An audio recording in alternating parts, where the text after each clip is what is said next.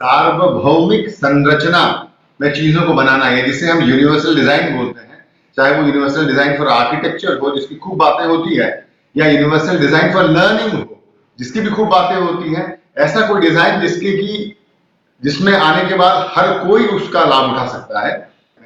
उदाहरण के तौर पे मेरे पास जब लोग आते थे तो मेरे कमरे के बाहर ही मेरा नाम का उच्चारण कैसे करना नचिकेता, ये लोगों को समझ नहीं आता था। इसलिए कमरे के बाहर अगर आप देखें तो जो मेरे नेम प्लेट्स लगे हुए हैं वो कुछ इस तरह के हैं, और मैं टेबल के ऊपर का ये टेबल टॉप भी कुछ इस तरह का है। अगर आप देखें तो ये टेबल टॉप है मेरा, और यहाँ नचिकेता राउत लिखा गया है हिंदी में राजभाषा, और अंग्रेजी में भी लिखा गया है। और साथ ही साथ कोई एक दृष्टिबाधित व्यक्ति अगर सामने बैठता है तो वो अपने हाथ लगाकर ब्रेल में भी पढ़ सकता है कि ये नचिकेता राउत लिखा गया है।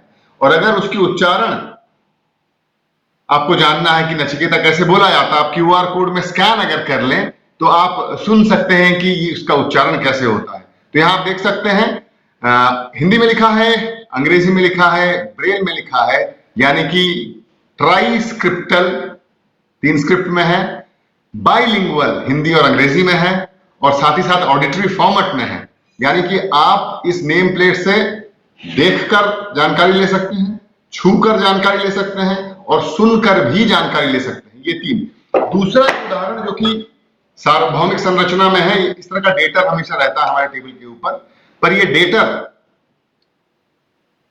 किन लोगों को एक्सेसिबल नहीं होता? पहला जो अल्पदृष्टिवान होते हैं, लो विजन, और दूसरा जो ब्लाइंड होते हैं वो। तो इस डेटर को बनाया इस तरह से गया है कि ये पुराना कभी ना हो, हमेशा बना रहे। तो इस तरह आज देखें, आज शुक्रवार है और ब्रेल में लिखा हुआ है यहाँ। इन ब्लॉक्स को आप हटा सकते हैं तो आप आज का वार, आज की तारीख और आज का महीना बखूबी रख सकते हैं, और इसे एक अल्पदृष्टिवान व्यक्ति देख सकता है क्योंकि ये लार्ज प्रिंट में है, और एक दृष्टि दिव्यांग ब्लाइंड छूकर जान सकता है क्योंकि यहाँ ब्रेल में भी लिखा हुआ है, और ये ऐसा है जिसे कि आप बार बार इस्तेमाल भी कर सकते हैं।